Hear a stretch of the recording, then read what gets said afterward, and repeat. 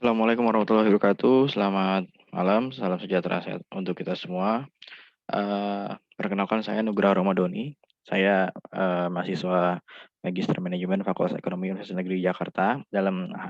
Pada kesempatan kali ini saya akan menyampaikan seminar proposal saya pada program Magister Manajemen, yaitu yang berjudul Motivasi Agen, Agent Motivation terhadap kepercayaan pelanggan atau Customer Trust dalam meningkatkan kinerja agen bank pemerintah di Kota Administrasi Jakarta Utara. Yang mana studi ini merupakan studi kualitatif. Baik, latar belakang saya mengambil judul ini, pertama saya melihat dari jurnal Scholar Rejection bahwa sumber daya manusia itu terbagi dua, yaitu bersumber dari internal dan eksternal. Internal itu adalah sumber daya yang hasil perekrutan dari SDM atau HRD-nya sendiri gitu, yang dimana mereka itu lebih cenderung di sini lebih ke pegawai tetap dan kontrak. Selanjutnya untuk yang eksternal itu bersifat seperti outsourcing. Nah, dari outsourcing ini biasanya ada juga yang berasal dari agent ya, yang sifatnya kita pembayarannya itu per klaim atau berdasarkan klaim ya, berdasar klaim-klaim atau berdasarkan pencapaian. Nah, dalam hal ini memang kalau BRI itu sendiri sebagai bank BUMN terbesar, kita itu mempunyai BRI unit sampai dengan tingkat kelurahan. Nah, di BRI unit itu ada nasabah, nasabah mikro, baik simpanan maupun pinjaman, yang mana mereka punya toko dan mereka itu merupakan agen briling kita gitu. Nah, agen briling ini memang saya rasa ini ya berperan sangat besar karena mereka ada di kawasan-kawasan terpencil yang jauh dari ATM dan kantor bank. Nah, mereka itu memberikan suatu edukasi kepada masyarakat untuk transaksi non tunai. Nah, agen briling ini selain dia bisa referral tabungan dan simpanan, mereka juga bisa melayani seperti tarik tunai, terus terus pembayaran tagihan, pembayaran pembayaran lainnya lah yang sifatnya transaksi non tunai. Selanjutnya dengan adanya transformasi digital, dengan adanya agen briling ini diharapkan dapat meningkatkan layanan terhadap pelanggan karena mereka dapat bertransaksi tidak terbatas dimanapun dan kapanpun gitu. Selanjutnya dalam rangka meningkatkan omset tentunya diperlukan tenaga pemasar atau marketing. Nah, marketing kita di sini dalam hal ini adalah agen briling ini gitu. Dalam rangka mencapai tujuan dan merasakan rencana organisasian, tentu diperlukan beberapa aspek yang mendukung. Pertama itu motivasi tentunya. Motivasi adalah dorongan seseorang untuk melakukan sesuatu. Nah, yang kedua itu adalah kepercayaan atau customer trust yang diberikan oleh nasabah. Nah, dalam hal ini memang, customer trust atau trust sendiri itu, sesuatu yang, sifatnya, apa ya, dapat memotivasi orang untuk bekerja lebih baik lagi, gitu. Dan juga customer trust ini menjadi modal tentunya ke depannya, untuk nasabah tersebut menjadi loyal dan terus menggunakan produk-produk Bank BRI. Ya, dari kinerja yang sudah ada, memang saya tertarik mengapa nggak mengambil domain di kantor wilayah Jakarta Satu. Karena berdasarkan kantor wilayah Jakarta Satu memang terkecil untuk pencapaian briling di tahun 2020. Namun hal ini bukan karena, mungkin Jakarta semua sudah melek teknologi, dekat dengan ATM, kantor bank gitu kan, dibanding mungkin Makassar yang masih banyak belum terjangkau sehingga masih menggunakan agen briling. Nah, tapi di sini yang saya lihat Bandung pun yang mungkin mirip dengan Jakarta bisa mencapai yang baik. Artinya saya mau melihat di sini sebenarnya lebih ke motivasi agen itu menjadi agen briling gitu dan bagaimana cara ia, bekerja lebih baik lagi sehingga dapat meningkatkan kepercayaan pelanggannya. Berdasarkan riset yang saya lakukan bahwa, 59 agen briling di kota administrasi Jakarta Utara itu semua berasal dari pengusaha. Hanya satu yang berasal dari karyawan gitu. Artinya mereka ini pasti punya usaha. Dan berdasarkan riset itu, sebetulnya agen briling itu menjadi agen motivasinya itu mereka lebih ke memberikan kemudahan kepada pelanggan toko mereka bahwa mereka itu bisa melaksanakan fungsi-fungsi perbankan. Selanjutnya itu mereka tentu untuk meningkatkan omset dan mengembangkan usahanya. Nah, bagaimana sih sebenarnya cara mereka untuk meningkatkan kepercayaan gitu? Mereka itu selalu memberikan pelayanan yang baik. Contohnya yang paling sering saya lihat itu mereka itu apabila terjadi gagal transaksi atau mungkin transaksinya, terjadi kendala, mereka akan sebisa mungkin menghubungi tenaga pemasar BRI yang selama ini berhubungan dengan mereka untuk mencari jalan keluarnya. Minimal mereka akan menelepon customer service. Jadi pelayanan yang baik merupakan kunci utama mereka untuk meningkatkan, eee, kepercayaan pelanggan. Selanjutnya, berdasarkan teori motivasi dari Masni, motivasi sendiri itu adalah dorongan ya. Kalau kita lihat dorongan, seseorang untuk menggerakkan orang tersebut melakukan sesuatu, baik dari dirinya sendiri maupun dari orang lain ya, sehingga ia bisa mengambil keputusan. Sedangkan menurut Nurani dan Sugiono, suatu kerelaan untuk bergantung kepada rekan kerja, ya suatu hubungan kerjasama di mana dalam diri rekan kerja itu diletakkan keyakinan bahwa perusahaan-perusahaan besar, baik nasional maupun nasional, telah menyadari pentingnya motivasi, sumber daya manusia, dan kepercayaan yang diberikan oleh pelanggan atau customer. Menurut Mangkunegara, kinerja adalah hasil dari secara kualitas dan kuantitas yang dicapai seorang karyawan dalam melaksanakan tugasnya sesuai dengan tanggung jawab yang telah diberikan kepadanya. Nah, saat ini Bank BRI sebagai pelaksana program Bank Indonesia dalam hal gerakan non tunai turut serta mensukseskan hal tersebut melalui agen briling.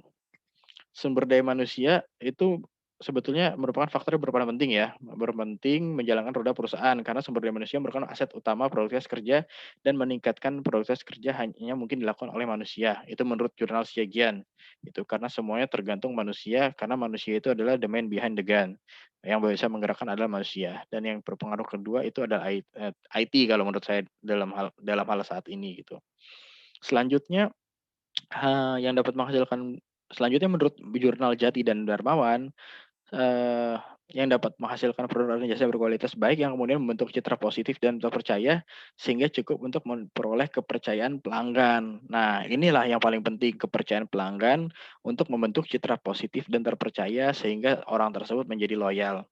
Berdasarkan hal tersebut, dari hal ini saya sebagai peneliti tertarik untuk mengambil, judul penelitian mengenai motivasi agen, agen motivation terhadap kepercayaan pelanggan customer trust dalam meningkatkan kinerja agen bank pemerintah di kota administrasi Jakarta Utara, yang mana studinya nanti adalah studi kualitatif. Tujuannya adalah untuk mengeksplorasi motivasi agen, agen motivation menjadi agen briling di kota administrasi Jakarta Utara. Yang kedua, untuk mengeksplorasi tingkat kepercayaan pelanggan atau customer trust terhadap agen briling di kota administrasi Jakarta Utara. Nah, rumusan masalahnya itu faktor apa saja yang motivasi agen, agent motivation briling di kota administrasi Jakarta Utara untuk menjadi agen briling. Nah, yang kedua, bagaimana agen briling Kota Sensi Jakarta Utara menciptakan kepercayaan pelanggan atau customer trust. Nah, untuk manfaatnya secara teoritis sendiri, bagi saya itu memenuhi tugas akhir program Magister Manajemen (UNJ) dan sebagai bahan uji implementasi serta mengembangkan sumber daya manusia, tempat di mana peneliti bekerja dan bagi subjek penelitian adalah sebagai bahan kajian serta terapan yang sangat strategik di bidang pengembangan sumber daya manusia. Secara praktis bagi masyarakat umum adalah untuk mensosialisasikan pandangan strategis umum atas pentingnya membangun masyarakat berkualitas dan komprehensif melalui penerapan hasil penelitian yang telah diteliti usulkan. Berdasarkan hal tersebut, beberapa landasan teori yang saya ambil motivasi kerja itu adalah berasal dari kata Latin Yunani berarti dorong atau menggerakkan. Motivasi itu menurut Hasibuan, eee, itu bagaimana cara menggerakkan daya dan potensi agar bekerja mencapai tujuan yang ditentukan sehingga dengan adanya motivasi ini seorang dapat menggerakkan dirinya untuk berusaha mencapai sasaran yang telah ditetapkan. Nah, motivasi ini mengandung 3 komponen, yang pertama itu menggerakkan, yang kedua itu mengarahkan, dan yang ketiga itu adalah menjaga atau menopang tingkah laku. Nah, ada teori motivasi kerja menurut teori hierarki, Maslow. Pertama itu kebutuhan fisiologis, physiological needs, yaitu kebutuhan yang mendasar harus segera dipenuhi. Contohnya itu akan, sandang pangan. Nah, yang kedua itu akan rasa aman. Nah, yang ketiga itu kebutuhan sosial, itu rasa saling memiliki, penerimaan, persahabatan, kasih sayang. Keempat itu kebutuhan pengakuan diri atau esteem needs, yaitu kebutuhan seorang, atau faktor penghargaan internal seperti harga diri, otonomi, prestasi, serta faktor yang penghargaan eksternal lainnya. Kelima, itu ada kebutuhan aktualisasi diri atau self actualization needs, yaitu kebutuhan seorang akan pertumbuhan, pencapaian potensi, dan pemenuhan diri dorongan untuk mampu menjadi apa yang diinginkan. Ada teori juga dari Hasberg, pertama ada 2 faktor ya, hygiene itu meliputi gaji, kondisi, kebijakan organisasi. Nah, selanjutnya ada faktor penyebab kepuasan atau faktor yang motivasi, meliputi prestasi, pengetahuan, tanggung jawab, dan kemajuan. Yang ketiga ada teori kebutuhan berprestasi dari McShellen, yaitu menganggap seorang dianggap mempunyai motivasi apabila dia memiliki keinginan berprestasi lebih baik dari apa yang berfokus pada 3 kebutuhan, yaitu pencapaian kekuatan, kebutuhan, dan hubungan. Faktor yang mempengaruhi motivasi kerja menurut Siagian itu yang pertama adalah umur, karena umur itu mempengaruhi keterampilan dan teknis seseorang dari tingkat kedewasaan. Selanjutnya ada jenis kelamin gitu. Ada juga status perkawinan karena orang yang sudah menikah berbeda motivasinya dengan orang yang belum menikah. Juga tanggungan juga karena orang yang sudah punya tanggungan banyak akan berbeda motivasi dengan yang tidak punya tanggungan. Begitu pula masa kerja yang berhubungan dengan pengalaman tadi gitu. Eee, selanjutnya selanjutnya, menurut Syagian ada faktor yang pengaruh motivasi kerja. Pertama dari segi kepribadian, itu dari diri seseorang sendiri, ada interpretasi seseorang dengan kesan sensoriknya mengenai lingkungan, ada kemampuan belajar, yaitu proses berlangsung seumur hidup dan tidak terbatas untuk pada pendidikan formal. Terus nilai-nilai yang dianut, sistem nilai pribadi seorang biasanya dikaitkan dengan sistem nilai yang berlaku, di berbagai jenis masyarakat. Nah, selanjutnya ada sikap merupakan suatu pernyataan evaluatif seorang terhadap objek tertentu, orang tertentu, dan peristiwa tertentu. Selanjutnya yang keenam itu ada kemampuan dapat digolongkan 2 jenis, yaitu kemampuan fisik dan kemampuan intelektual. Ada dimensi dan indikator motivasi kerja. Jadi ini ada ringkasannya bahwa motivasi itu merupakan keinginan seorang untuk melakukan sesuatu akibat dorongan dari diri seorang atau dari luar diri. Selain itu motivasi diartikan sebagai dorongan pegawai untuk melakukan tindakan karena mereka ingin melakukannya. Nah dari, Maslow tadi ada beberapa kebutuhan ya, psikologis, keselamatan, rasa aman, harga diri, dan perwujudan diri. Motivasi kerja menurut Sutrisno faktor-faktornya dapat dibedakan atas intern dan ekstern. Intern itu terdiri dari keinginan untuk hidup, keinginan untuk dapat memiliki, keinginan untuk memperoleh penghargaan seorang atau mau bekerja disebabkan adanya keinginan untuk diakui dan dihormati, keinginan untuk memperoleh pengakuan. Selanjutnya yang kelima, itu keinginan untuk berkuasa tentunya. Faktor ekstern, yang berasal dari lingkungan kerja baik, baik dan bersih mendapat jadi pertama dari lingkungan kerja tuh dari segi lingkungan kerja tuh bagaimana sih bersih atau tidaknya, baik atau tidaknya, bising atau tidaknya. Nah yang kedua itu kompensasi, kompensasi lebih ke penghasilan, insentif. Ketiga itu supervisi dari atasan. Keempat adanya jaminan pekerjaan. Kelima itu ada status dan tanggung jawab. Dan yang keenam ada peraturan yang fleksibel, itu yang dari ekstern. Sedangkan menurut Busro, dimensi motivasi kerja itu pertama adalah kebutuhan fisik, makan minum, kedua itu ada kebutuhan keselamatan, perlindungan dari ancaman dan pertentangan, ketiga kebutuhan sosial meliputi persahabatan interaksi dengan orang lain, keempat kebutuhan kehormatan meliputi kebutuhan akan kehormatan akan status dan penghargaan, eee, yang kelima itu kebutuhan aktualisasi diri meliputi kebutuhan untuk memanfaatkan kemampuan dan keterampilan yang dimiliki. Dari penjelasan tersebut, motivasi kerja adalah dorongan dari dalam diri pekerja sebagai hasil integrasi yang bersumber dari dalam dirinya sendiri maupun dari luar secara keseluruhan dan berhubungan dengan kebutuhan pribadi, pengaruh lingkungan fisik dan sosial, di mana kekuatannya tergantung daripada proses pengintegrasiannya tersebut. Nah, sedangkan dimensinya menurut Pedazur terdiri dari unsur motif, harapan, dan insentif. Motivasi entrepreneurship, karena di sini sebagai agen briling ya yang punya usaha, bahwa entrepreneur entrepreneur itu motivasi berwirausaha, dorongan untuk kekuatan dalam diri individu untuk bertahan semangat kewirausahaan di semua tindakannya, itu menurut Krishna.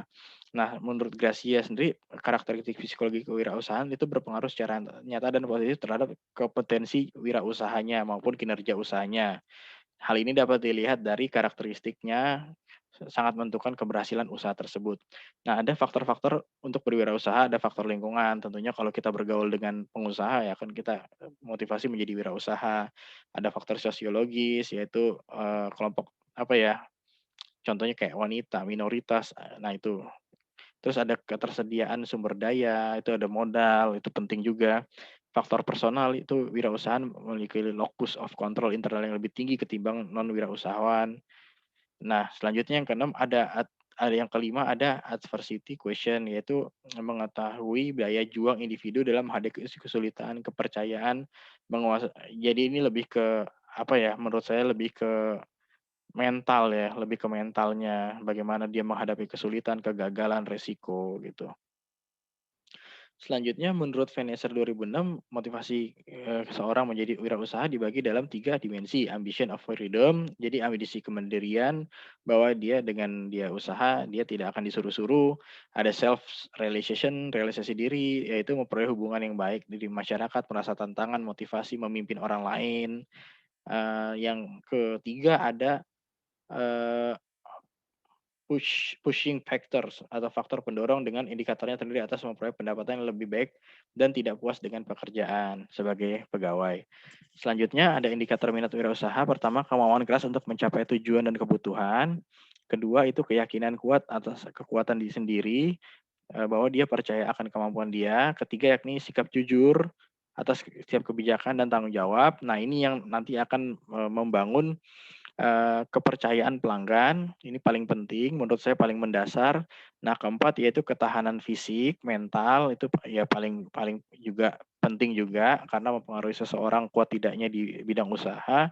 Dan yang kelima itu adalah pemikiran yang kreatif dan konstruktif, karena kreativitas itu dan berpikir konstruktif diperlukan dalam setiap usaha, karena kita harus berpikir out of the box, tidak melulu seperti itu, dan selalu mencari inovasi-inovasi yang lebih baru, melihat ke depan. Keenam itu berorientasi ke masa depan atau berani mengambil resiko ya. Kita mungkin nggak kepikiran ya 20 tahun yang lalu bahwa digitalisasi sampai seperti ini gitu. Orang sekarang handphone seperti kacang, eee, paket data, paling penting.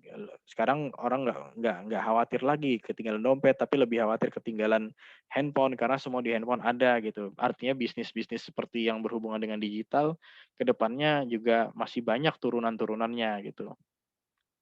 Selanjutnya kepercayaan pelanggan atau customer trust, menurut Anderson dan Narus 1990 mendefinisikan kepercayaan sebagai kepercayaan sebagai merupakan keyakinan suatu perusahaan terhadap perusahaan lainnya bahwa perusahaan lain tersebut akan memberikan outcome yang positif. Nah, kalau menurut Darwin itu keyakinan pihak satu dengan pihak yang lain ya. Kalau tadi kan perusahaan, kalau ini keyakinan antara pihak yang satu dengan yang lain menimbulkan perilaku interaktif yang akan memperkuat hubungan dan membantu pertahanan hubungan tersebut. Perilaku tersebut akan meningkatkan lamanya hubungan dengan memperkuat komitmen di dalam hubungan yang pada akhirnya timbul kepercayaan yang menjadi komponen bernilai untuk menciptakan hubungan yang sukses gitu.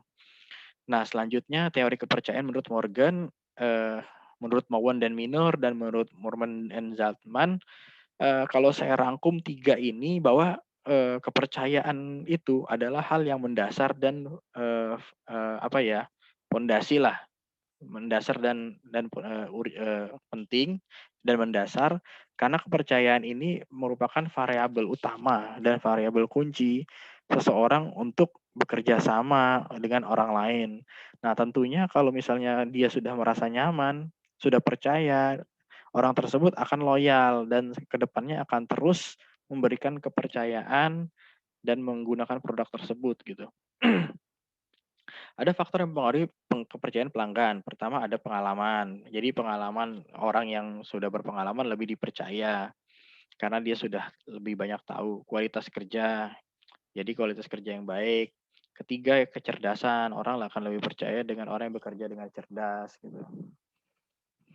Selanjutnya dimensi indikator kepercayaan pelanggan, 2 dimensi kepercayaan yaitu trusting belief, sejauh mana seorang percaya dan merasa yakin terhadap seorang lain dalam suatu situasi. Nah, ada benevolence yaitu persepsi pihak yang percaya konsumen terhadap pihak yang dipercaya seperti penjual toko, di mana penjual memiliki karakteristik yang akan menguntungkan konsumen.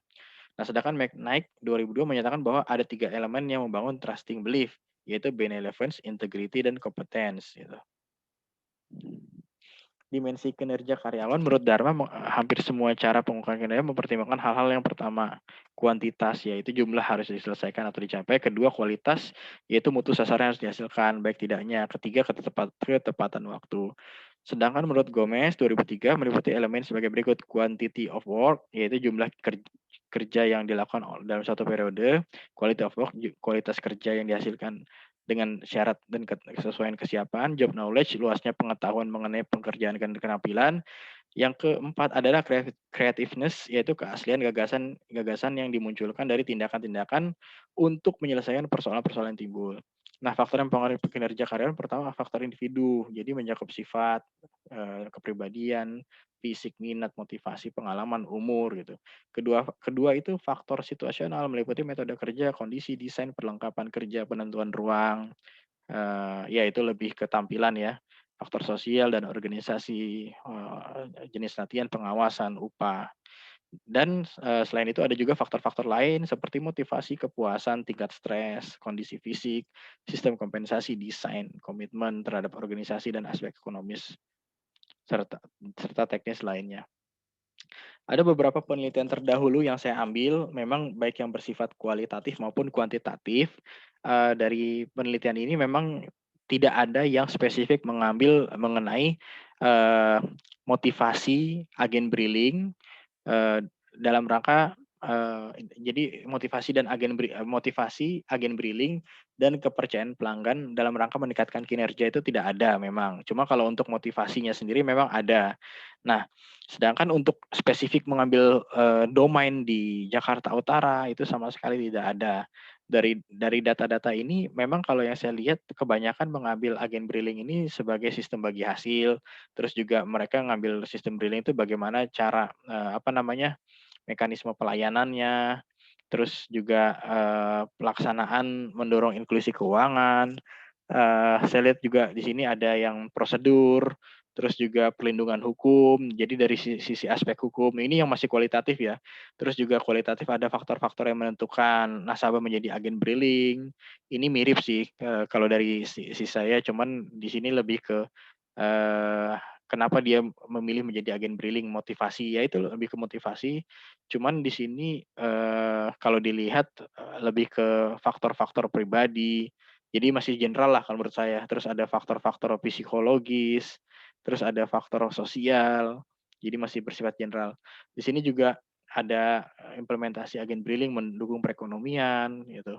Terus ada sistem bagi hasil agen briling, eee, ini juga, lebih ke pengaruh ya, digital banking. Nah, ini kalau yang kuantitatif yang saya lihat ini ada faktor yang mempengaruhi agen briling, ya ini sama sih kalau dilihat hasil penelitiannya, faktor psikologis, gaya hidup, sosial, artinya masih bersifat umum semua gitu. Terus juga ada pengaruh daya tarik produk, daya daya apa, daya tarik produk, daya tarik tarif, yang berdampak pada keputusan bertransaksi, ini lebih ke pelanggannya sendiri gitu. Ini kuantitatif juga. Terus juga ada faktor yang mempengaruhi masyarakat Balikpapan dalam menggunakan produk dan jasa briling, ini juga lebih ke pelanggan juga. Dari data itu memang tidak ada spesifik yang mengambil mengenai motivasi agen, yang dilihat dari, kenapa dia mau jadi agen briling. Kalau dilihat semua itu masih bersifat general semua. Juga tidak ada juga mengenai kepercayaan pelanggan, peningkatan kinerja, apalagi spesifik di kota administrasi Jakarta Utara. Baik, sekarang saya lanjut ke hubungan antar variabel. Pertama ada motivasi agen menjadi agen briling ya, itu pertama mungkin ya, motivasi dengan cara memberikan reward itu layak sesuai prestasi masing-masing ya, memberikan pembekalan mengenai produk, layanan, dikarenakan mereka nantinya menjadi garda terdepan BRI berhadapan dengan pelanggan briling. Nah, sedangkan ada variabel kepercayaan pelanggan terhadap motivasi. Kepercayaan pelanggan sangat, secara signifikan memberikan pengaruh positif kepada loyalitas pelanggan dan kepuasan pelanggan secara signifikan berpengaruh positif terhadap loyalitas pelanggan. Oleh karena itu efek dimediasi dari kepuasan pelanggan pada pengaruh kualitas layanan dan kepercayaan pelanggan tersebut, itu memiliki kekuatan lebih dibandingkan dengan pengaruh langsung dan layanan kualitas dan kepercayaan pelanggan terhadap loyalitas pelanggan. Ada motivasi dan kinerja agen. Jadi menurut Durjaman, untuk mencapai tujuan perusahaan dengan meningkatkan prestasi kerja karyawan, peningkatan itu harus dilakukan dengan penilaian prestasi kerja yang dapat memotivasi karyawan sehingga memberikan sumbangan produktif pada perusahaan dan karyawan mendapat kepuasan melalui hasil kerja yang baik dan bonus bahkan kenaikan pangkat. Nah, dalam hal ini kan Briling bisa dikasih upgrade, mereka jadi platinum atau apa gitu kan. Nah, sedangkan variabel terakhir itu kepercayaan pelanggan terhadap kinerja agen. Jadi kepercayaan itu merupakan karakteristik yang tidak nampak yang mengizinkan pelanggan untuk membeli produk dan jasa dengan keyakinan bahwa apa yang dijanjikan akan ditepati. Sehingga dengan adanya kepercayaan pelanggan, ke depannya pelanggan akan selalu memutuskan untuk selalu loyal memakai produk dan layanan tersebut. Itu menurut Dan 2004. Nah, seperti halnya produk dan labeling yang berdampak pula pada peningkatan kinerja agen briling itu sendiri gitu. Nah, untuk desain penelitiannya yang akan kita gunakan deskripsi itu kualitatif. Jadi lebih ke apa ucapan, tulisan, perilaku individu diamati, maupun yang organisasinya, penggunaan desain penelitian ini sebetulnya lebih ke nantinya lebih ke survei, wawancara, dan observasi gitu. Nah, untuk lokasinya nanti saya akan ambil di agen briling Jakarta Utara. Nah, untuk partisipasinya atau unit analisisnya itu nanti ada 10 agen briling. Nah, untuk teknik pengumpulan datanya nanti akan saya gunakan observasi, survei, dan wawancara. Sedangkan untuk teknik pengumpulan data dan instrumen, saya akan lebih menanyakan mereka secara general, baik dari sisi tampilan luar, tampilan dalam, bagaimana mereka menjalankan usaha, usaha apa yang mereka jalankan, omsetnya, terus bagaimana mereka menjadi merchant BRI, sudah berapa lama mereka menjadi nasabah BRI, sampai dengan nantinya semuanya bermuara di motivasi mereka menjadi agen, terus bagaimana mereka meningkatkan kepercayaan pelanggan, bagaimana mereka menghandle komplain, dan bagaimana mereka meningkatkan bisnis di masa pandemi seperti sekarang ini. Analisis datanya nanti akan digunakan pendekatan kualitatif. Jadi nanti kita akan melakukan proses pemilihan, pengusahaan, dan penyederhanaan apa ya, lebih ke nanti catatan-catatan tertulis di lapangan, pengabstrakan juga transformasi yang akan terus-menerus berlangsung selama penelitian. Jadi nanti kita akan melakukan observasi, survei, dan wawancara, semua tertulis, semua data dari lapangan. Nah, sedangkan untuk triangulasi atau uji validitas sumber data, eh, nanti kita akan lakukan berdasarkan metode wawancara. Jadi nanti triangulasinya itu dengan menggali kebenaran informasi tertentu melalui berbagai metode dan sumber perolehan data. Selain itu wawancara dan observasi. Selain itu untuk menggunakan observasi terlibat participan observation, dokumen tertulis, arsip, dokumen sejarah, catatan resmi, catatan tertulisan pribadi, gambar atau foto. Jadi nanti akan kita bandingkan semuanya. Mungkin sekian dari saya. Apabila ada kurang atau salah, saya mohon maaf. Akhir kata, billahi taufiq wal hidayah. Wassalamualaikum warahmatullahi wabarakatuh.